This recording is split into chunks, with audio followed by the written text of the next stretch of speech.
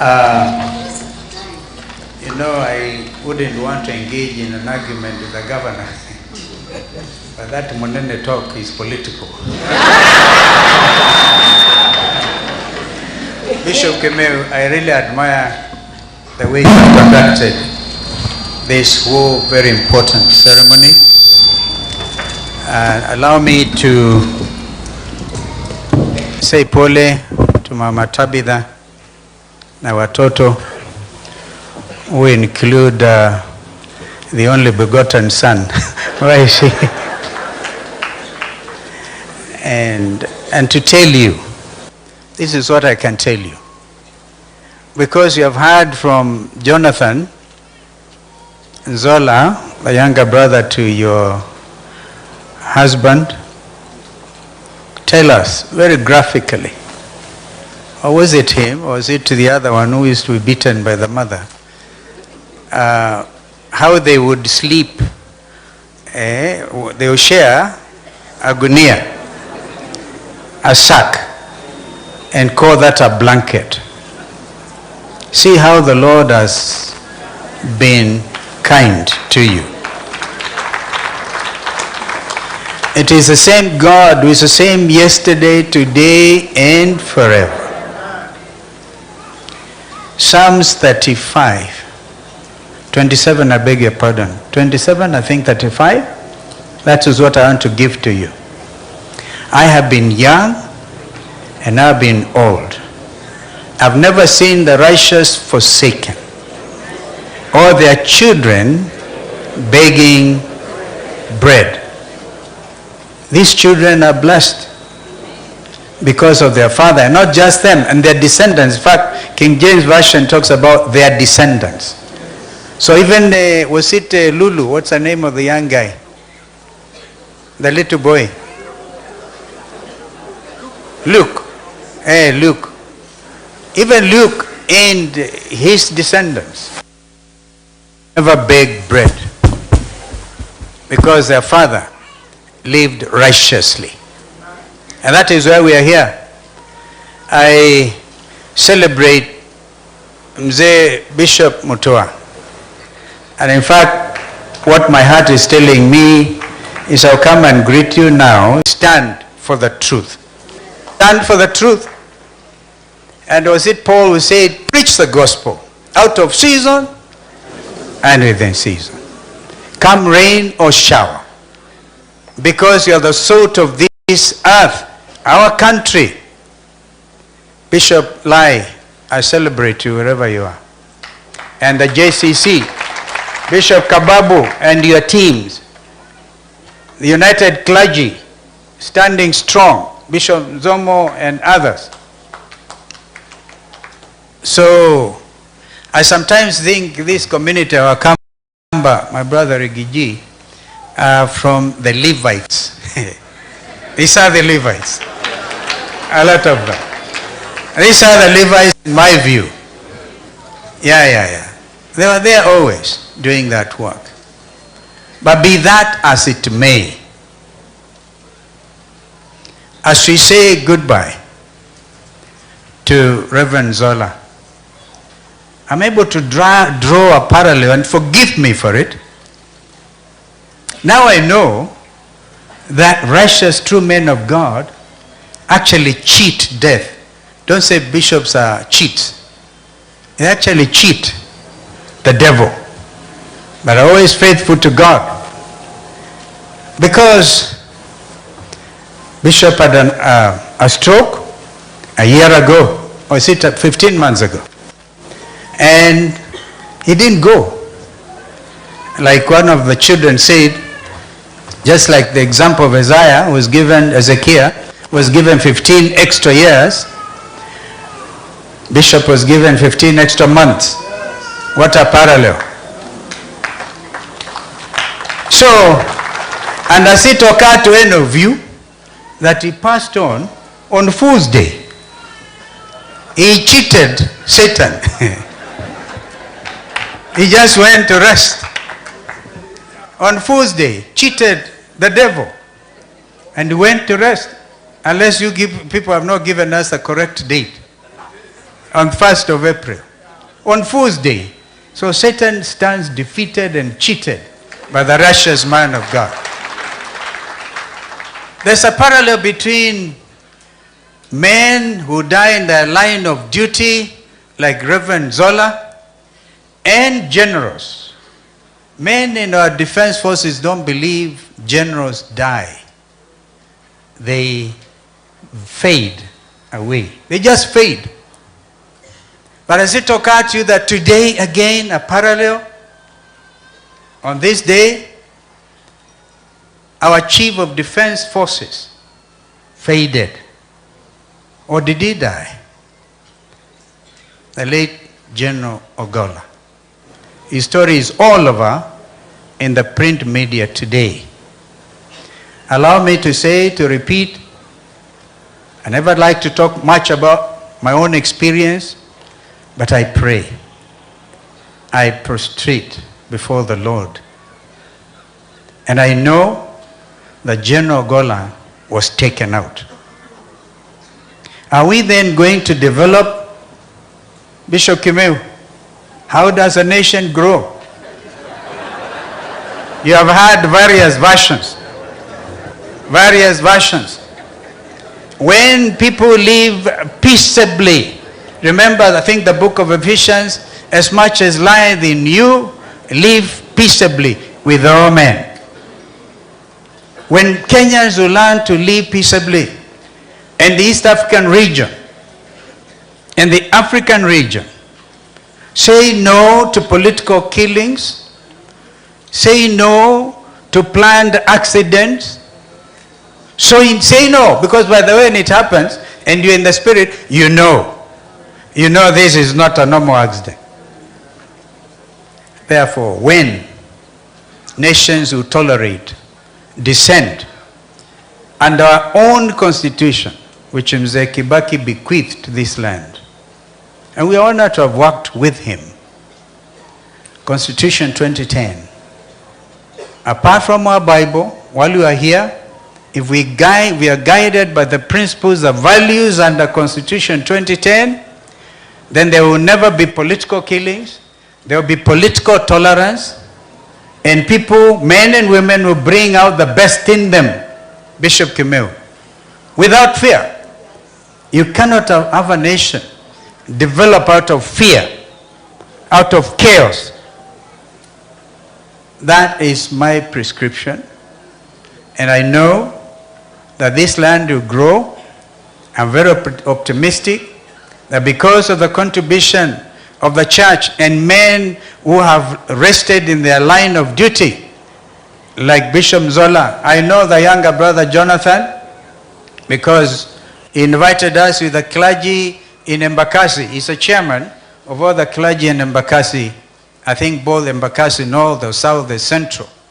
And we had wonderful time. But now I can see you don't have to do anything to revenge the death of, the punishment of your elder brother. God did it in his own way. And in his own way, God is going to lift our land. When we stop intimidating each other just because we are not in the same line politically, perhaps even economically, stop intimidation. Allow me to say this, Bishop Kimeu, and it is not political, it is real. The next friend I'm going to call here has received intimidation. Being impeached does not mean you can't go to church. Being impeached cannot say that we will never go and be prayed for. So what happened in Mwiki, in a PCA church, a week or so ago, the idea, in fact, they could have committed murder inside the church. And I'm happy you have written out this message. You have to call everybody to order. When we call the nation to order, that is not politics. That is deep national philosophy of having to hold together no matter the circumstances. And that will be the proper thing. Men and women like Bishop Mutua will have bequeathed us. This bishop here lying here in Zola, who has been brought up, that is the country we want to see. Kumba itu muikethiwe na wia. Heti bindea wia. Eni bindea. Oh. Kum. Gee. We have not even announced anything. Nothing. We haven't announced. So men should be ready, because the arrangement, even in terms of bombers, which my brother Eugene referred to, the very important document, which I hope will guide those who are interested in it, the relationship between county governments and CDF, should not provide any argument. We gave an answer, and it is before William Ruto and Raila ODINGA, because they were the appointing authorities. Kwa hivyo, najiunga kabisa na ile amezungumza pale Eugene, that there should be no confusion. And we're also saying that there be no intimidation. Rigathi Gachagua is a citizen of the country, a very respected and well regarded. He has served his term. He has his rights under the Constitution to be heard. And if he has got his appeal documents ongoing, to be heard as in accordance with the Constitution. Therefore, he will visit. In fact, I don't want to announce a demonstration kwa funeral ya Reverend. Lakini wakiendelea na hiyo tabia, Gachagua akionekana police sponsored goons, chapa yeye asionekane. What other crime has he committed other than that he was impeached rightly or wrongly? And that is what is before the courts. Kwa hayo mengi, Mungu alaze roho ya our brother well. 61, Mom, you were saying 34 years, you could have gone up to 50. Could have gone. But he has rested. Amazingly, if Bishop Lai was coming to inaugurate this new sanctuary, and I want to pledge here when it is happening now, Mama Tabitha, invite us to come. We want to come and be able to do even the next thing, stand with this congregation, stand with you. He did the right thing. Serve his master first before the comfort of staying at home. We will also try and look at that, Mheshimiwa Governor of Vinya, Esther, I think that's the name. Esther, you made us very proud. That's Daddy's girl. Or is it because of your training? An MC coming late and Dad standing with you all the time. We see in you, as the bishops have said, the DNA of your dad. All of you. From the firstborn to the begotten, the only begotten son, and the others. We see, and I hadn't interacted with your dad as much as I would have wanted to, but through Zola, the other Zola, Jonathan, we'll continue to be together. May God rest his soul in everlasting peace. We know, he knows where he's gone. So, ndugu Rigiji, karibu tu sema pole kwa hii jamii. Thank you.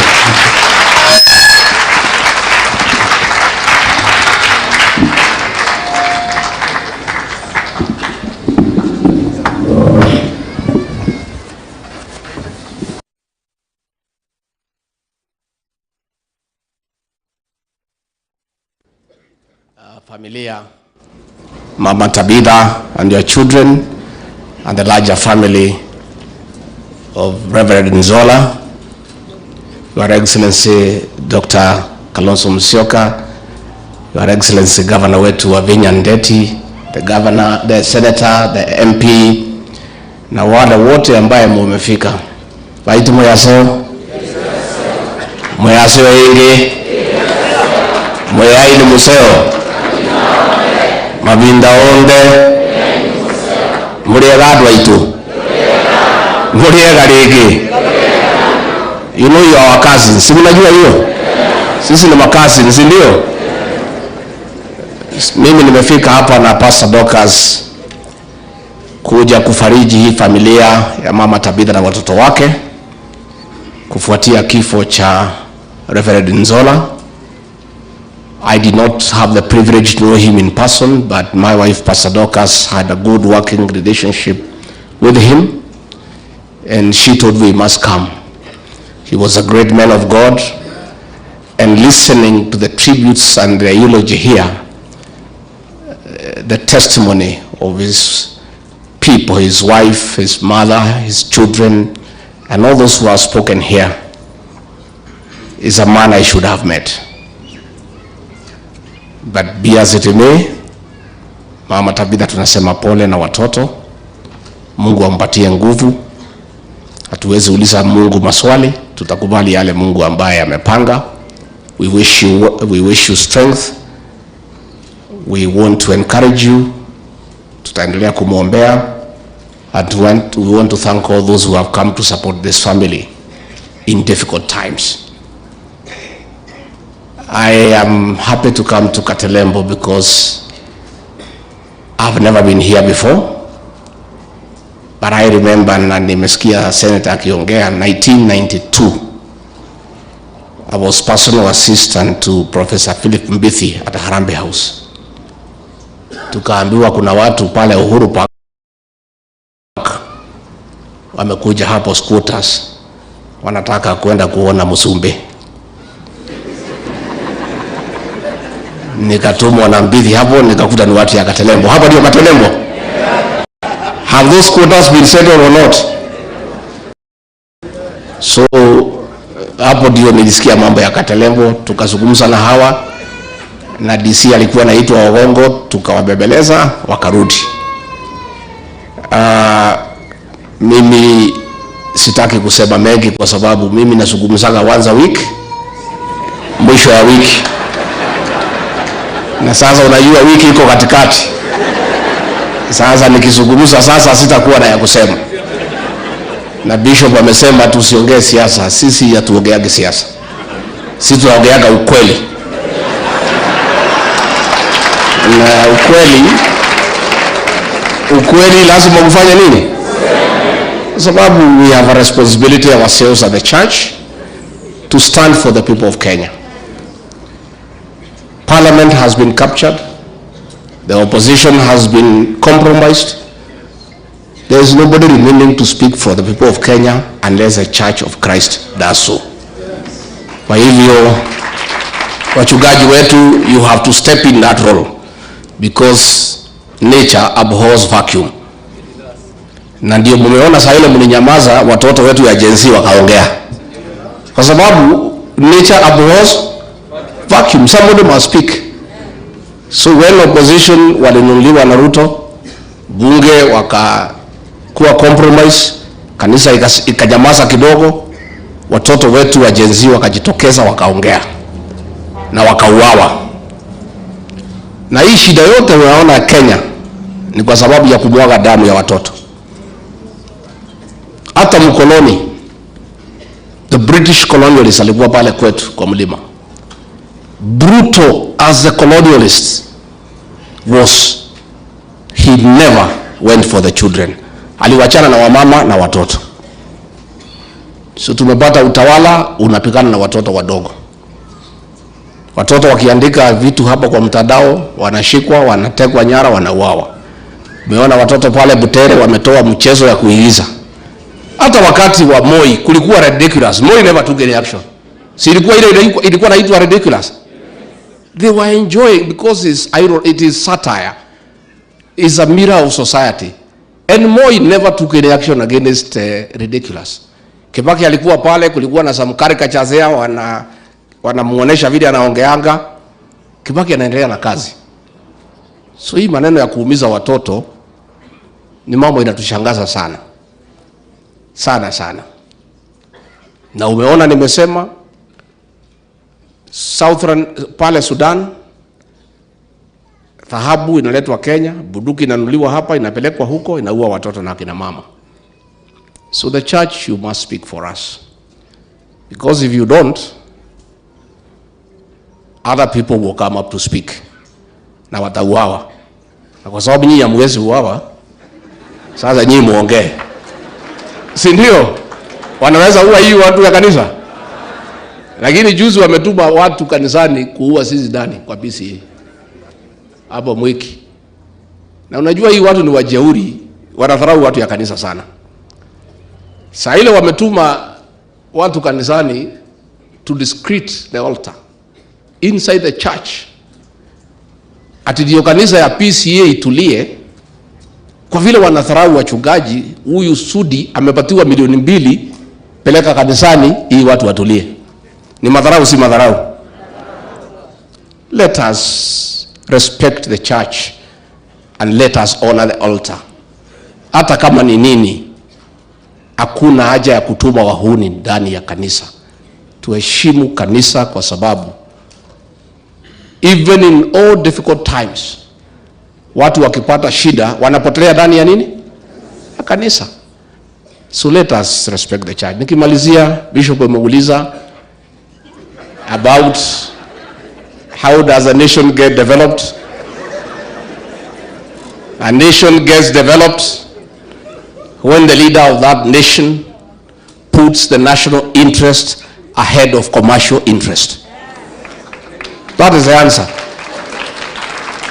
Uongoze Kenya, hapana weka biashara kwake. Kidu kiweka biashara tunakwama. We have a responsibility, Bishop, also to give hope to our people. Kama viongozi, tukiwa kanisani. Watu ya payslip, simu mambo yenu imeharibika. The payslip has been raided. Tuliambiwa tutaweka pesa mfukoni, ile kidogo ilikuweka ikafanya nini? SHA inafanya kazi ama haifanyi? Watoto wa university wanasoma ama wanakuwa nyumbani?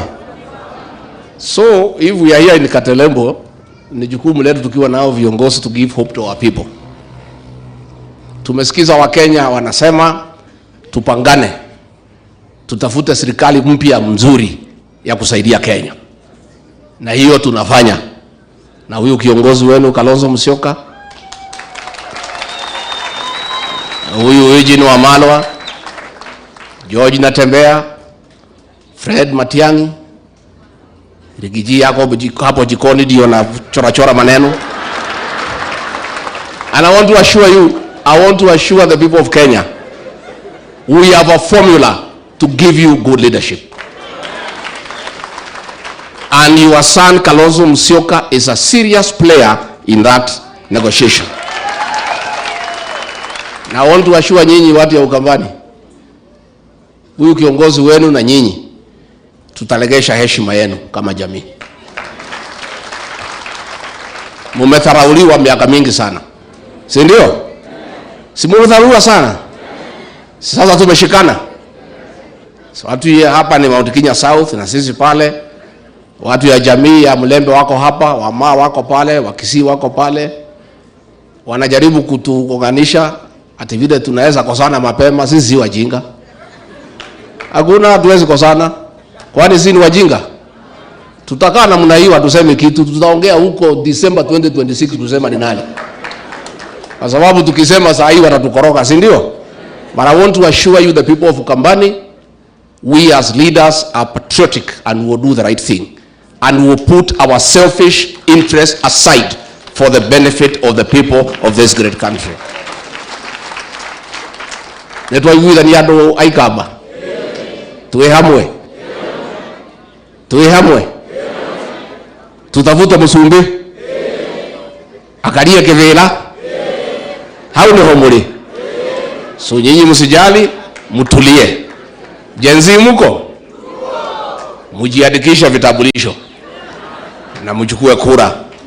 Mambo yenu si mbaya. Na mutulie tu, don't worry. It's only 2 years. Wacha tu keti tu. Mambo itakuwa sawa. I want to assure you, we are responsible. And we must sort out this country. And none of us can be responsible to break the unity of our team so that we deliver this country. Na huyu Wavinya mumsaidie. Mtamsaidia huyu Wavinya? Najua huyu Wavinya tulipewa na yeye kasi ya pale Mavoko. Tukaambiwa tuende tusota watu hapo. Tukaanza kufanya kazi na yeye vizuri, tukiamini. Tukaketi na yeye, wale scooters, how do we settle them, nini. Siku moja, tractor imetumwa ibomolea kila mtu. Yeye akiuliza anaambiwa uliza Rigiji, na mimi hata sijui. Sasa huyu Wavinya alikuwa hata hataki kuniongelesha, alikuwa anaona kama mimi ni mtu mbaya. Baadaye amejua amegongwa na mimi nimegongwa. So, Wavinya, pole. I know how bad you felt when our people were evicted pale Mavoko. You know who called us. Utaambia hii Wakamba saa ile mimi nimeondoka. But it's okay. Mungu wako. And Senator Kavindu, huyu mama mlichagua, nashukuru nyinyi kwa kura yenu. Alipewa shilingi 10,000 anifukuze, akasema hataki, ni mama wa nguvu. Ni mama wa nguvu. So thank you very much. Askofu family, we are very much together. Watu ya Masaku tuko pamoja, na sisi ni marafiki wenu. Na sisi tunataka urafiki wetu udumu miaka na miaka. Thank you very much. May God bless you.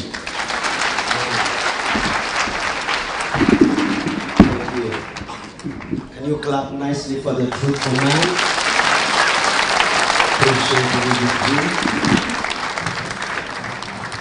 Thank you. Tunaweza kuketi.